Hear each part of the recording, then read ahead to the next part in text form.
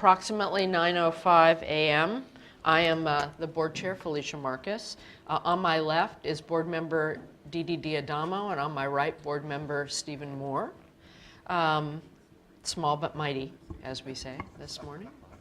Mr. Howard, will you introduce the staff assisting you? Yes, thank you. Assisting the board today are Janine Townsend and Courtney Davis. To my right are Chief Deputies John Bishop and Karen Turgovich, and to my left, Chief Counsel Michael Loeffler. Great. All right, emergency evacuation procedure. For those of you who may not know, actually I think everybody in the room knows, but I'll do it anyway. Please look for the exit nearest you. If you hear an alarm sounding like alarm, it's an alarm. And head out. We gather in Cesar Chavez Park down towards the corner of J and 10th Street. If you want to know when the all clear comes and we can come back in, join us there. The other thing is that the meeting's being webcast and recorded. So when you come up to the microphone, please speak into it very, very closely. Even if we can hear you, unless you're close to the microphone, the people in the back of the room or on the webcast can't hear you, and we want them to be able to hear you. Similarly, just for courtesy, please take any of your pagers, cellular devices, or things that make noise and put it on silence out of courtesy to everyone else. And with that, we're on to the public forum, and the board will hear from any person wishing to speak about a matter that is not scheduled on the agenda for today. Jack. Hello, Jack Hawks, California Water Association. I am here at the behest of a few of my retail water utility clients to ask about the procedural aspects of the postponement of the drinking water discharge permit off of this agenda. Okay. And the actual plans and perhaps the timing that when we might see the next draft, and to specifically request if the parties might be able to have an opportunity to actually make a final set of comments on that final draft before it's adopted. You weren't here at the last meeting, but at the last meeting there was an extensive discussion. The board gave the staff some excellent direction on proceeding, but we anticipate, because it was pulled from this agenda, that there are going to be a significant number of changes to the October 1st draft. And so we're just asking if it would be possible that we might have, in effect, another bite at the apple, one last bite at the apple. Tom, John, whoever. Thanks. What's the plan? I should remember I did. Well, since neither you or I were here, we will just take it from off the cuff. But I did review the notes from the meeting last on the 21st, and there were a number of updates that the board had asked and direction that they gave the board. And my understanding is the staff is still working on those, that trying to get those changes all into there. Our plan would be to release it at least 10 days ahead. And so that would mean that we would need to be releasing it pretty shortly, by the end of this week, if we're going to make that time schedule. I will get back to you on when that is. I have not heard back from staff. Well, so I guess the question was, and again, we don't want to draw it out forever. I think folks have seen, the question would be if there are major changes, would they get another bite at the apple, or would the nipping at the apple have been done already and the changes are responsive to what we heard? It's interesting because there is, even within, I'm looking at Tom back there, within the water community, there's a mix of opinions. Some people are very impatient. We haven't gotten it out. Other people will never be satisfied with it. So, Michael, what are you suggesting? Well, so the plan is, and this is consistent with what was stated at the last board meeting on this item, or at what was styled as the workshop on this item, is that the changes that were requested by the board will be the subject of additional comment. I don't think we'll need to have any additional written comment, but we're going to have to evaluate what the red line of that document looks like. And then there was a notice that went out within the last 2 weeks that, at least with respect to the mitigated negative declaration, the board will be holding what is formally a CEQA hearing on one of the changes to that mitigated negative declaration. And so I'm hesitant to say that people get a new bite at the apple. What they get a bite at the apple of is the changes that have been made since the last draft that was circulated. And as John indicated, we intend to allow a full 10-day review period for that suite of documents when it goes out. I know staff have been working hard. And the changes to the actual permit itself are fairly minor and within the direction of what the board said. Part of what you'll recall is there was a need to complete the responsiveness summary for the document, as well as, like I indicated, update the mitigated negative declaration based on some of the comments we received and making sure there was a tighter connection between it and the mitigation actually required in the permit. So wait, so I'm still a little confused. So the question is whether there is opportunity for additional written comment. Because the answer is probably yes on the CEQA change. At this point in time, we have not determined whether additional written comment. I heard Mr. Fox's question to be about whether or not there'll be an opportunity to comment. There certainly will be an opportunity to comment on those At the changes. hearing, for sure, yeah. But we have not been able to, until we see what the final package looks like, we cannot assess whether or not additional written comments will be allowed. If they are, they will solely be on the changes. The changes, right. Correct. Okay, I think that's fair. So you see the extent of the changes, and you'll be able to tell how controversial they are because we've gotten so many comments.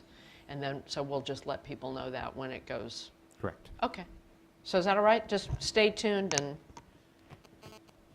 we'll try and even let you know. So you just make sure Jack knows. Jack and Aqua need to know, and then we'll be covered. Good.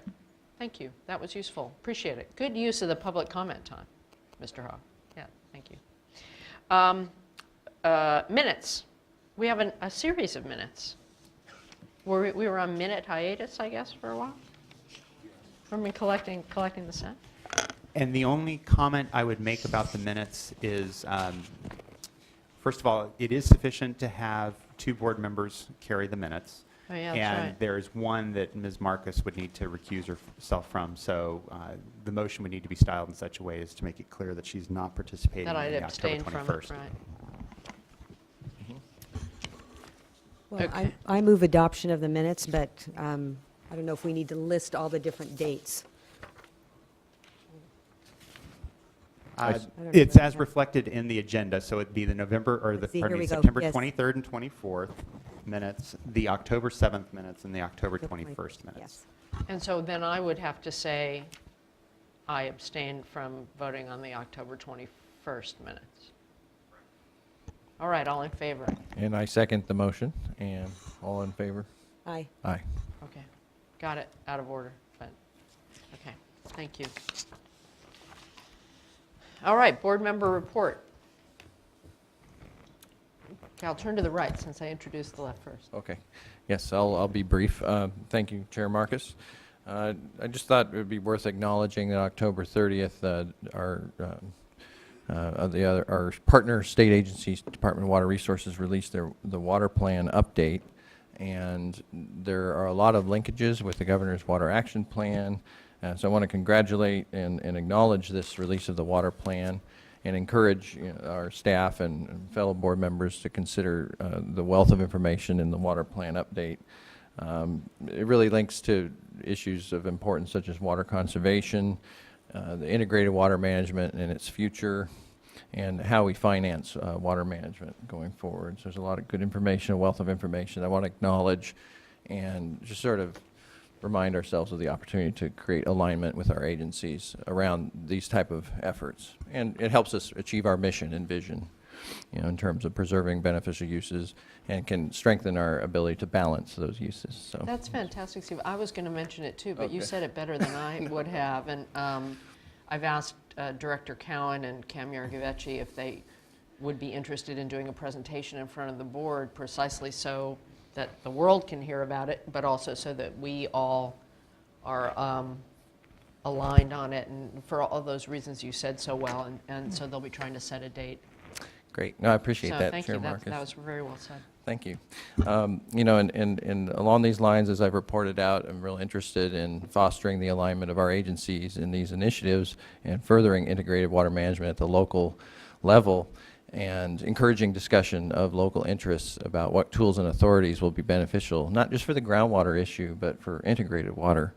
And out of one of those meetings that I reported about in September, the local government commission approached me and members of Department of Water Resources, and we had a meeting on October 28th. And moving forward, the local government commission is interested in helping out local governments figure out the best way to approach the new Sustainable Groundwater Management Act, as well as updating general plan guidelines that have a more robust water, a cross-cutting water expectation within general plans. And so local government commission is interested in playing a liaison role between our state agencies, not just us and DWR, but also the Office of Planning and Research, you know, that does the CEQA oversight in terms of convening our agencies around not just telling local governments what the new Sustainable Groundwater Management Act says, but how local governments can tailor it to their specific areas and, you know, the nuts and bolts of that. And so they're real motivated, interested in moving forward, and there's aspects of the water plan in an integrated regional water management that touch on the importance of these tools and authorities, and of course the new Sustainable Groundwater Management Act touches on those as well. So I'm committed to, you know, participating in this, keeping board members updated, encouraging your participation as well in this multi-agency effort, you know, to really align the water cycle better with our local government decisions, not just in water and all its aspects, but in land use as well. So I thought that's kind of an exciting opportunity. And that's about it. We have a big Region 3 meeting coming up next week, you know, at Central Coast Region, where there will be revisiting the groundwater monitoring programs organized by the local agricultural interests, and they're fine-tuning them to address challenges of transparency, but then also balancing concerns about privacy. So that's an ongoing issue. As well as, I just have to reiterate my support of Central Coast's you know, working with the community of Cambria to address a real serious water shortage issue. They're about a month away from running out of water. And so, of course, as I reported before, staff efforts to go through that and basically help Cambria be successful with permitting and funding have taken away from their efforts on their day-to-day work. So we want to acknowledge Central Coast might not meet all of the performance targets, but they're certainly playing an important leadership role. So with that, That's great. How is Cambria planning to get water? I should know, but I don't. I wish I could give you. It involves recycled water use. It involves developing one of the local creeks as an alternative water supply. And many agencies are involved because it's within the coastal zone. But I wish I could give you a better overview of that. But I don't know if staff has any additional description of that effort. But it's just one example of, you know, as the drought continues, we start to reach the bottom of the well in a lot of our state. Have to get creative. That's right. Okay. Well, I just have a few. Last week, I went on a tour of McCallamy River with East Bay Mud, and I think Oh, cool. all of us have been on it, so I don't need to go into detail. I'll just say that It is cool when was, they turn on the jets, though, at the bottom of the dam. well, that's cool, and also I thought the fish hatchery was pretty cool. Yeah, fish hatchery. Yeah, very state-of-the-art and high survival rate because of management efforts with chilling and, you know, higher temperatures, and also separating. They use a different system other than they've got the trays, but then they also have this other system where they're able to keep them cool and they don't have to use as much iodine, if at all. And so less chemical less discharge, and higher survival rate. And also, other than going in the upper watershed there, also went into Woodbridge Irrigation District's bladder dam facility that they have for their regulating reservoir in San Joaquin County. And it was really exciting to be there with farmers and the county and East Bay Mud, and them working through some of the issues of the past and working toward partnerships. Yesterday, I was here for 2 stakeholder meetings for the early discussions, stakeholder outreach on the grazing regulatory permit.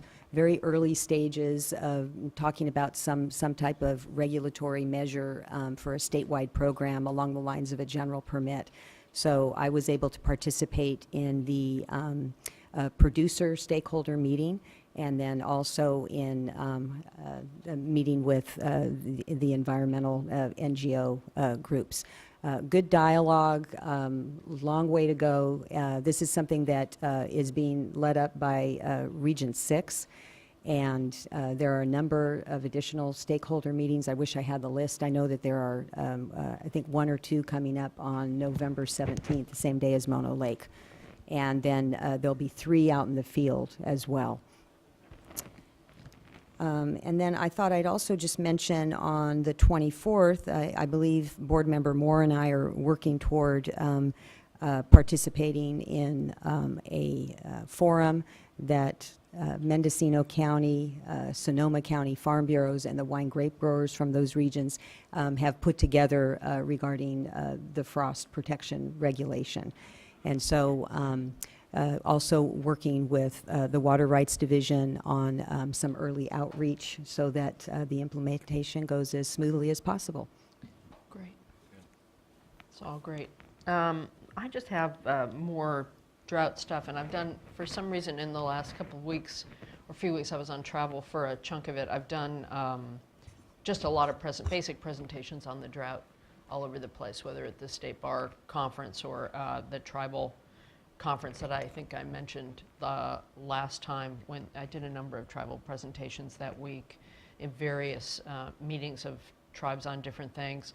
I also spent the day with our energy agency partners and the Navy earlier last week, and it's just amazing what they're actually trying to do, particularly on the energy and the air side of things, to really be a model and pilot all sorts of things. And they did have some concerns and questions about water security at their bases, so we'll follow up with them to actually do a review and help them understand what their water situation is or their water rights. In some cases, they're concerned about the sustainability of the groundwater basins that they're sitting on. So I had to explain the sort of long lead time in the Groundwater Management Act. But it was fascinating to see the partnership that's developed. I had not gone to one of those meetings before, and I was really impressed with their willingness and desire to really be cutting edge on a lot of sustainability issues. So we should be thinking about other ways that we can work with them.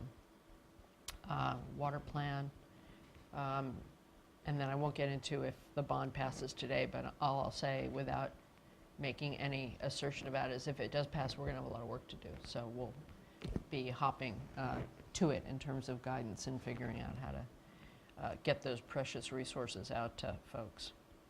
Okay, great. We're now going to move into the agenda items, and just from management, we do not have a long agenda today, but we do have a few issues that may well take some time. So I'm going to have us take a short break after item 6 so that this gentleman can be on his way. I'm sorry I couldn't do it before. But there are other people listening. We'll do Max and I can do a little bit of the press, and then we'll come back. So consider we'll have a short 15-minute break at the conclusion of item 6. Is that item 6 or item 5? Yeah, item 6. Okay. Items number 3 and 4 are listed as uncontested. Any cards? All right. Do I have a motion? Move adoption of items 3 and 4. I second the motion. All right. All in favor? Aye. Aye. Okay. Carries. Thank you. Item number 5.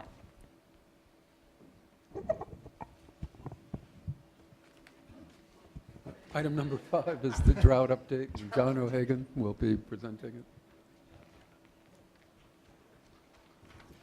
Good morning. I'm John O'Hagan from the Division of Water Rights. Pay attention next time and see what item I'm on. I was trying to figure out what was funny about the drought. I know you don't think it's funny, so. I'm sorry. I'll all just right. give you a brief update on our curtailment analysis and then also enforcement. Great. As you know, we continue to do a long-term analysis on the demand and supply for permanent lifting of curtailments during this time. We have, stakeholders have provided us with a lot of recommendations, and due to the decline in demand starting in November 1st, we believe that we will be sending out a potential permanent lifting of certain priority of rights in the Sacramento watersheds and others in the near future. Okay, for temporary lifting of curtailments. On October 3rd, we notified all parties of our plans to take advantage of storms for temporary lifting of curtailments when we felt appropriate. During a storm event on October 24th, we lifted all curtailments on the Eel River watershed. That lifting is still in place. The flows have not receded, so we may be, in the near future, issuing a permanent lifting on the Eel River. Just recently, last weekend, on October 31st, we issued a lifting of curtailment notice by email. As you know, we're only doing these via email through all permit and license holders in the Sacramento and San Joaquin watershed. This notice, however, had an ending date of Monday on November 3rd to go back to curtailment. That decision was based on our analysis and information from the California-Nevada River Forecast Center. Now, we have received positive comments on the action that the noticing worked. They were be able to respond. However, in certain reservoir operators in the upper watersheds, they felt that they are still seeing flow and the lifting should have continued. We did not take any action on the Russian River due to limited rainfall in that area. And we also did not do any action on the Eel River, or on the Scott River. Enforcement. On October 17th, I issued 370 draft cease and desist orders for failure to file permit and licensee reports for the 2013 reports. Of those, 60% were in the area that were curtailed. These parties have 20 days to either submit the report or request hearing. Failure to take that corrective action will result in a final cease and desist order and potential penalties. We have also taken other CDOs and also are considering additional enforcement actions in other areas. What kind of things? We are looking at informational order actions and then also further enforcements. Meaning people are diverting when they shouldn't? These are mostly responses to complaints. So we're Okay, finding right. illegal activities and/or violations. Now, we are still making field presence, and we've conducted over 1,000 inspections.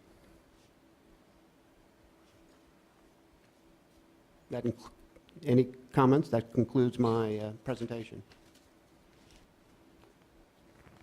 Anything else that any of you want to add, Karen or Tom, or in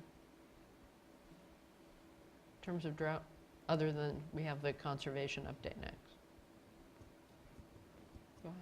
Well, I'll just use this as an opportunity to say that I participated with staff yesterday in a meeting with NACWA on the curtailment issue, and it was, you know, a good dialogue, discussion about lifting, temporary, permanent lifting, and the issue that Mr. O'Hagan brought up about some of the reservoirs in the upper watershed.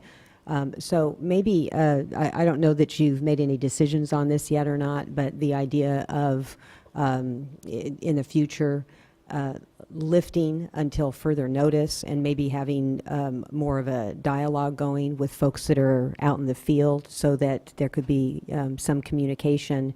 One of the things that really did seem to work, as you say, is the list, the electronic list. That we'll consider that. Do you have a sense, I mean, was the reason for doing a set period of time rather than looking at the flows just a concern that the lifting part would be heard but not the unlift part? Delift. Delift. Stop.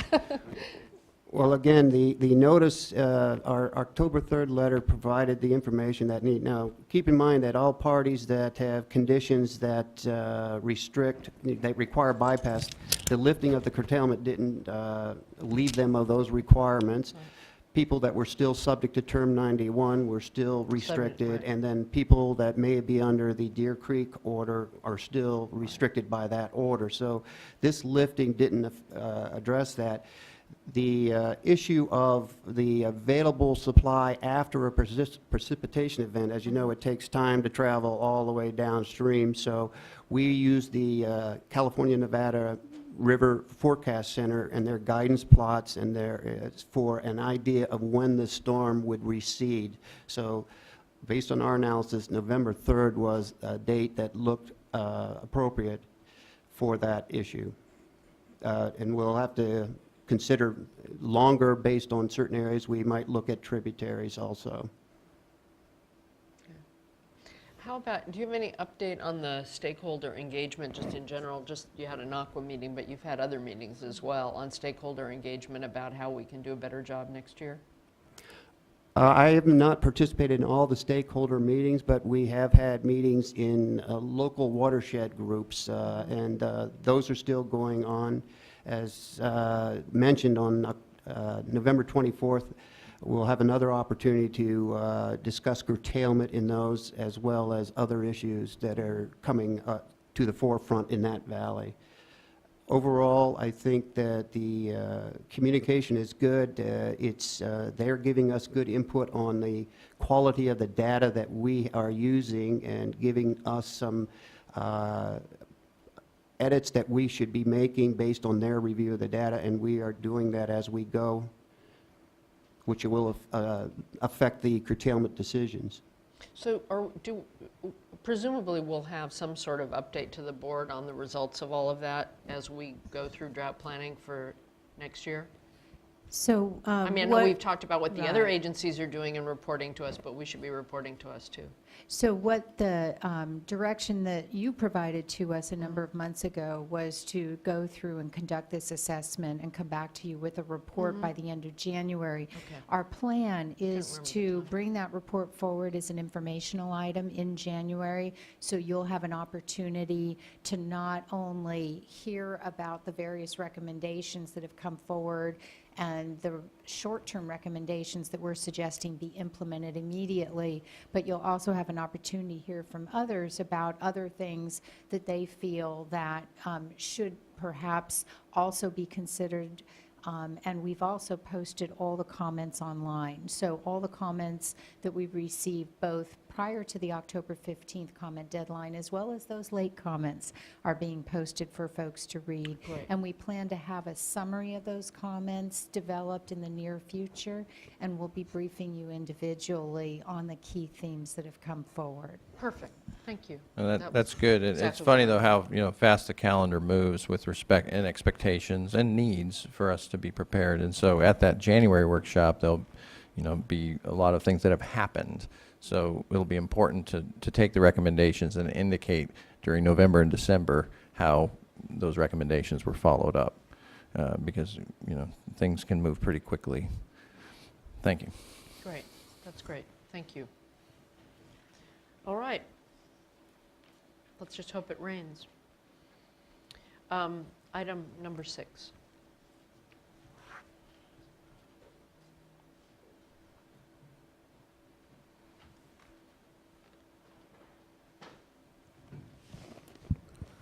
Morning, board members. Max Gomberg with the Office of Research Planning and Performance. To my left, Rafael Maestu, also with our office.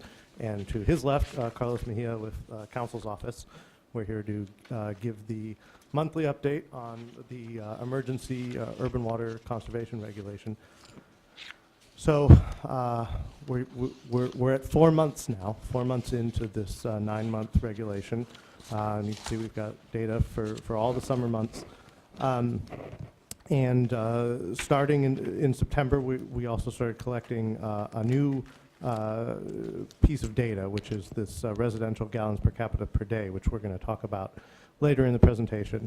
And then also we're moving forward with compliance outreach for the small number of suppliers who have not yet indicated or that they're in compliance with the mandatory regulations piece of our regulation or haven't provided data.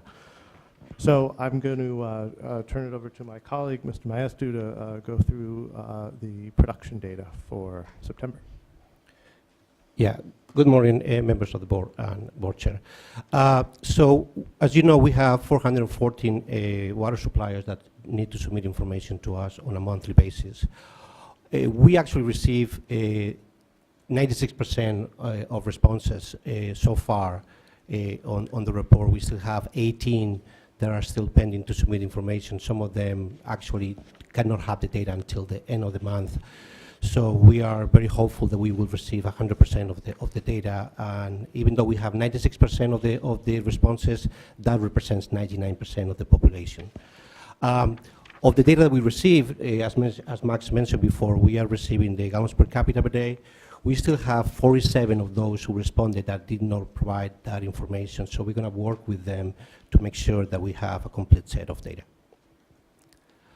So one of the questions we ask is if they are implementing outdoor mandatory restrictions. Now we have that 87% are actually imposing mandatory outdoor water irrigation restrictions. That is an improvement, it's a 6% improvement from last month. So there are still 38 water suppliers that are not implementing these water restrictions, and we are actually following up with them to ensure that they actually are in compliance with the requirements. Real quick, Mr. Sure. Mastu, we made an exception in the regulation for those that have allocation-based rates, and so those are not included in as far as that analysis. Correct. And there were only 2 water suppliers interesting that point. were granted that alternate plan for having an allocation-based rate. Okay, good. Thanks. Thank you. So looking at the raw numbers, so we see savings for the last 4 months of 77 billion acres. That is approximately 236,000 acre-foot of water that is being saved, which is approximately enough water to supply 1 million people for a year. That's a significant improvement. The last month of September, we actually see savings of 22 billion gallons, and for the month of August, we saw 27 billion gallons in savings. But the results are different by hydrologic region, and that really, there's many factors that influence that. So we've seen a range of water savings from 56% to actually increases of 36%. But when you look at the hydrologic region, even though South Coast has the largest population and the largest water production, they've seen a reduction of still of 7.5%. And the 3 largest regions, which is South Coast, San Francisco Bay, and Sacramento River, they also improvements in the water savings. So overall, we see now that is 10.3% water reduction compared to previous years in September, compared to last year. It's leveling off compared to the month of August.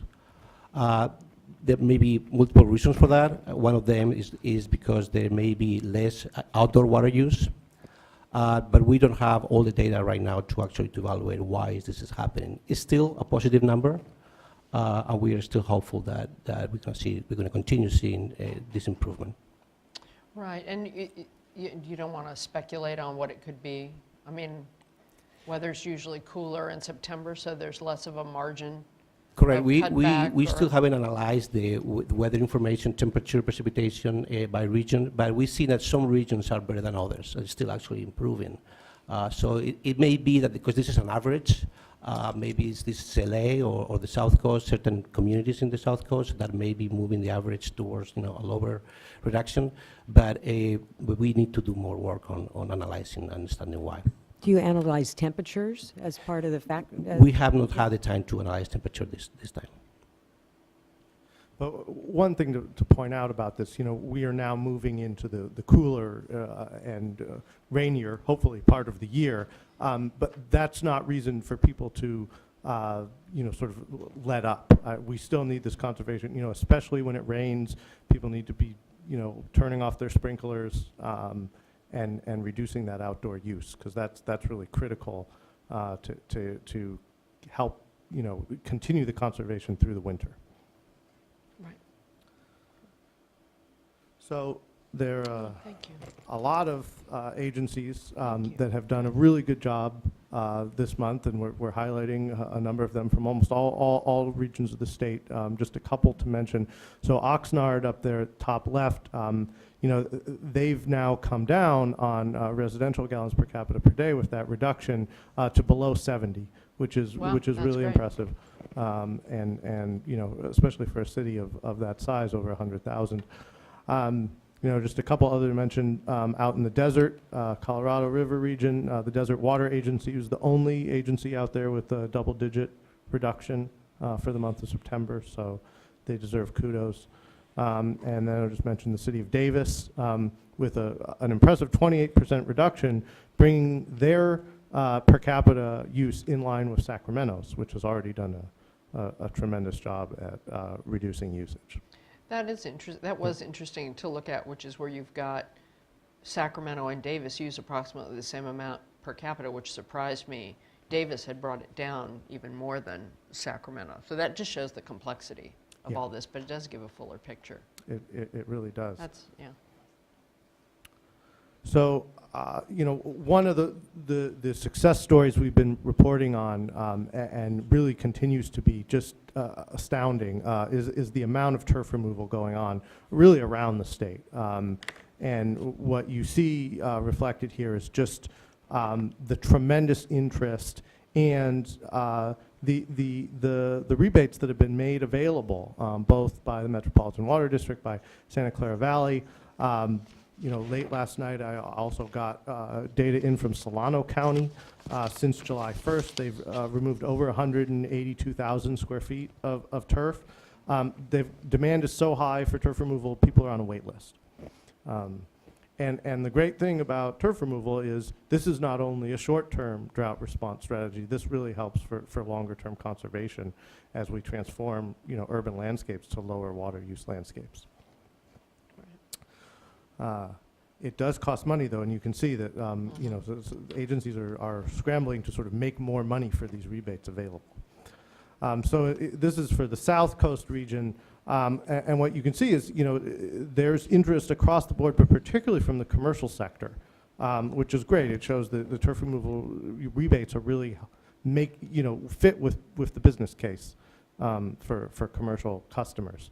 It's also important because if anything, that's where you have the most obvious ornamental turf that's not serving a function. As far as I know, kids don't go out to play catch on around the corner of a medium strip at a business park. So that has been the area where the water use has seemed the most Non-essential. non-essential. Yes, let's just say They're told to non-essential. keep off the grass.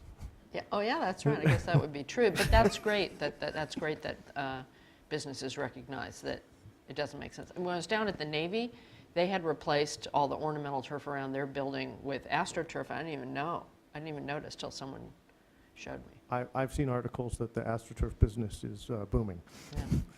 Yeah. And so what this slide shows is that it's really the larger entities, larger tracts of turf that are really looking at this as an opportunity to convert big landscapes, which is really fantastic. Although, we have plenty of smaller commercial entities also applying for these rebates, but in terms of dollar values, it's the large ones. And then who are the large ones? Well, you can sort of see it's a little bit of everyone. You know, we've got from, you know, municipal uses to schools, homeowners associations, golf courses, which is really fantastic. And just on the schools piece, you know, I'll mention, you know, the board made some grant money, unused bond funds available for stormwater capture at schools. Schools also have money from the passage of Prop 39 a few years back to do energy efficiency retrofits. Now they've got turf removal rebate options. So there's really an opportunity to sort of completely remake school facilities into much more sustainable indoors and outdoors. Yeah, I think it's a real important part of the story. Thanks, Max, for highlighting this. And sort of and Fran Spivey-Weber and I, you know, participated in some of these statewide discussions in May about this concept of the new normal of the California landscape. And so I just want to acknowledge, you know, our fellow Californians in embracing, you know, these kind of changes. And you mentioned, you know, there is sort of a capacity issue as far as, you know, there's a wait list, you know, to get the turf removed. So there's an element of removing, but then there's also the element of replacing. And what do you replace it with? And do you think that's kind of part of that whole sort of bottleneck in terms of transforming the landscape? And do you have any insight into, you know, sort of that part of the industry and the challenges and opportunities? Yeah, well, it's true. These projects take time. You've got to remove the turf. You've got to have a plan sort of to how you're going to re-landscape. You've got to get materials, whether it's plant material, whether it's you know, walkway material, stones, or other materials. So it takes time, and these can be fairly expensive projects. The good thing is that we're seeing this increase now because you know, often you've got to remove the turf and then put in something that may take a little startup water. You want to do that you know, in the cooler months rather than in the heat of the summers. In other words, this is a great time, you know, with that rain that's coming, however much of it, it can help get these new landscapes going and cut the water demand that's necessary to do this transformation. So now's the time, you know, November, December, to make these changes. And I'll just note back on, back on this one. So they've got 70.9 million for Metropolitan in rebate requests. Their total amount of requests for all of their conservation measures now is up to $111 million. That's great. That's including the indoor rebates. We shouldn't forget indoor just because we've been focusing on outdoor because it seemed to be the low-hanging fruit, so to speak. Right. So I have some questions about, so you're saying most of the requests are from commercial and large commercial. What about residential? Where does that fit in? So. Oh, there we go. Okay. Yeah, so you can see actually in terms of numbers of rebate requests, it's higher in the residential sector. It's just the dollar value and the total square footage being requested is highest in the commercial sector.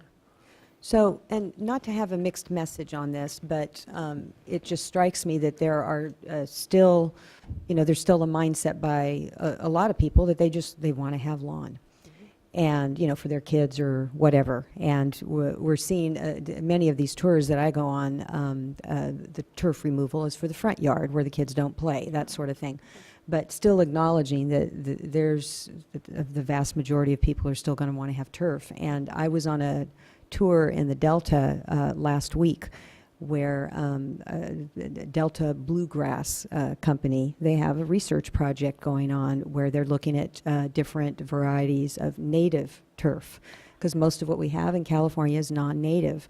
So, and their research shows that it can have as much of a 30% reduction in water usage. And then they also had a little plot there with a Japanese, what appears to be like a dichondra, and it looks lush and nice like a dichondra, but you go to touch it, and it feels kind of rough. And they hadn't watered it all summer. This is a newer. Still alive. Still alive. Oh, that's good. Looks lush and green. Problem with that is that it flowers, and when it flowers, you get a lot of bees. So that probably wouldn't work out for For the little kids. right, Yeah. But anyway, just throwing it out there that maybe this is an area that we should look into a little bit more as far as other options for those. And again, don't want to have a mixed message, because really what we want to do is have people remove, but at the same time recognizing reality.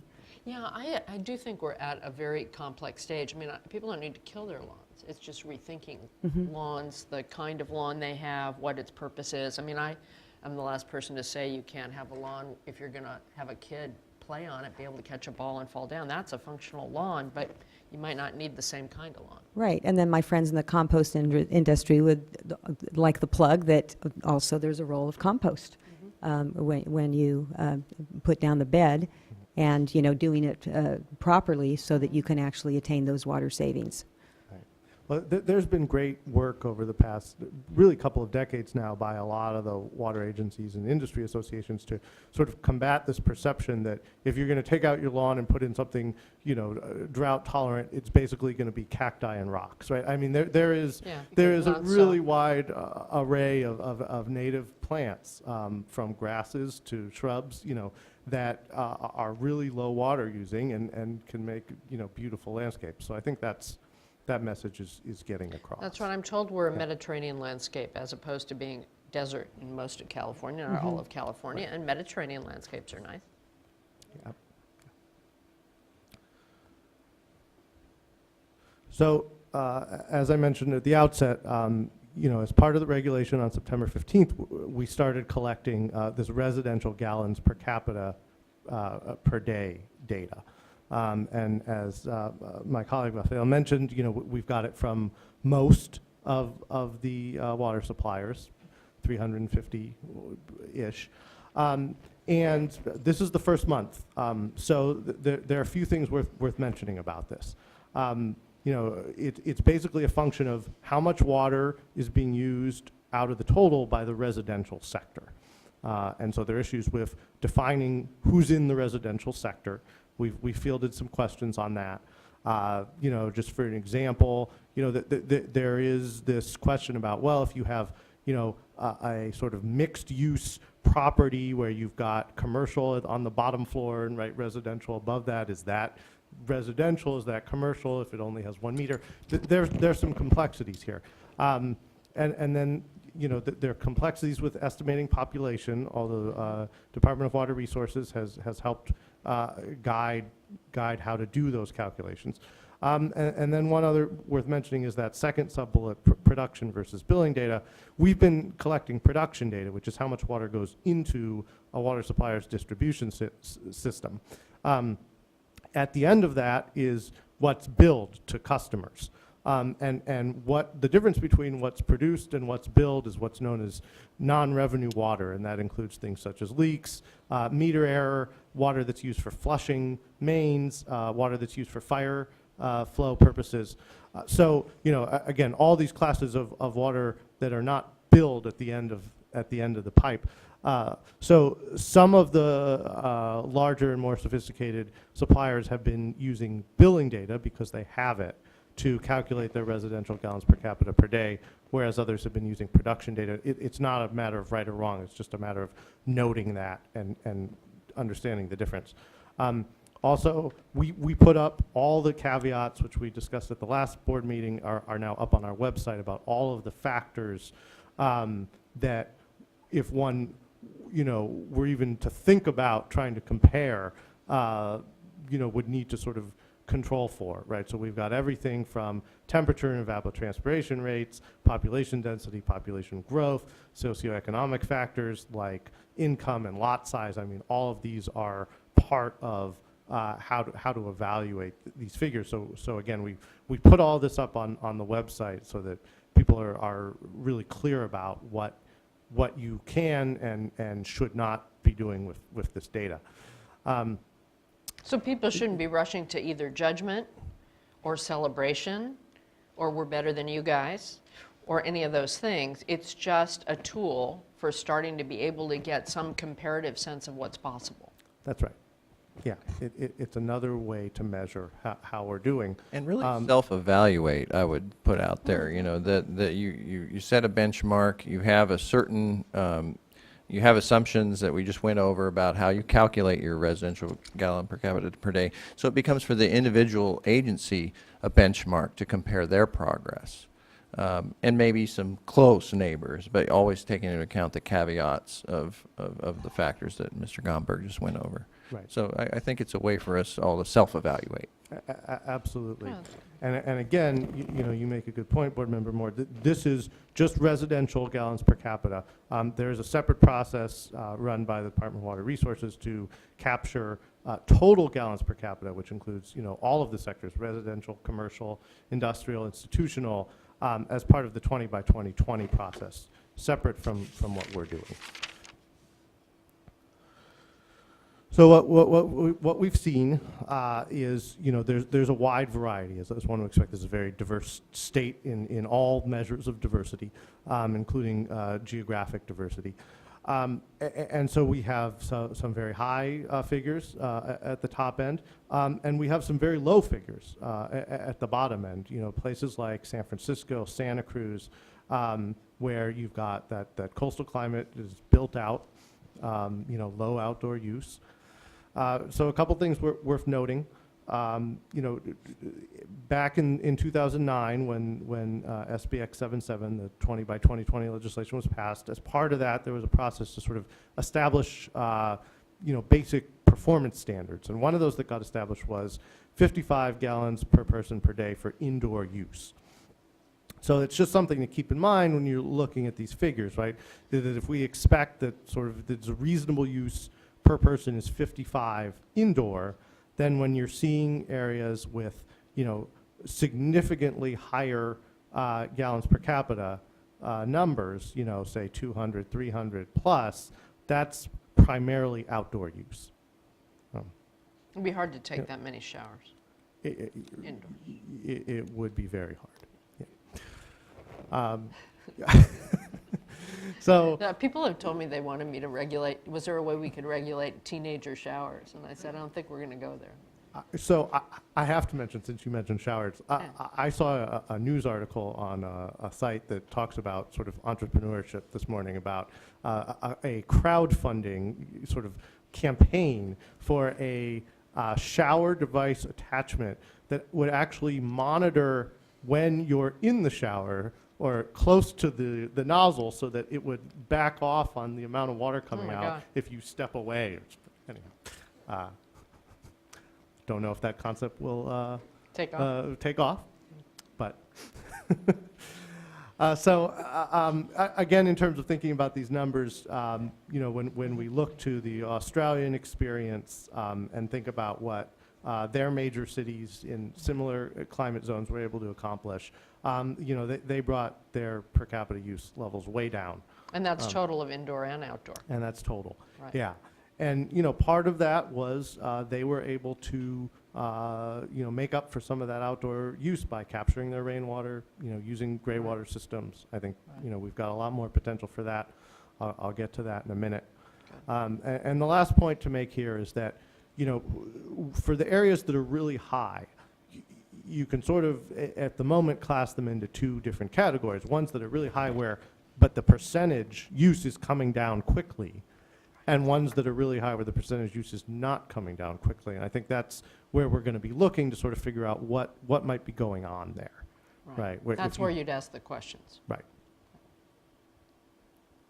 Thank you. Good point. So this is just the regional look. And again, so you've got the percentages is the red line, and then the blue bars are the residential gallons per capita per day. But I just want to caution, these are the average by hydrologic region. Within an area like the South Coast, you have tremendous variation. You have ones that are below 70, and you have ones that are above 200. So again, these are just the regional averages, sort of, so you can get a sense of what it looks like by hydro region. Could you talk a little about the 500 or over 500? Because we have that list of the shining stars.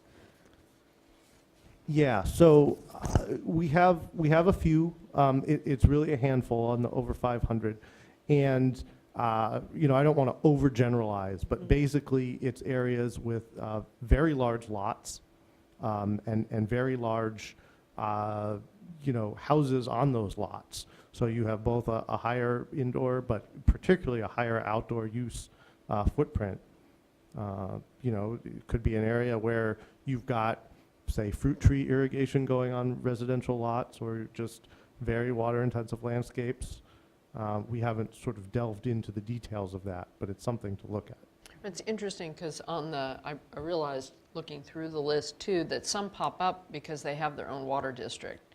There are enclaves of this, presumably in East Bay Mud or the San Francisco PUC or the LADWP service areas, but they're swept up in the overall average. So it's, some of them jump out at you because they have their own water district, so they're reporting. Others are neighborhoods within the larger ones, so there's no perfect way to look at it. Yeah, that's a really good point. Just for example, you know, in the LADWP service area, you know, some of the highest water use per capita, you know, anywhere is in Pacific Palisades, and that's, you know, again, subsumed within the larger numbers. You can't pull it out without parsing through that, that utility data.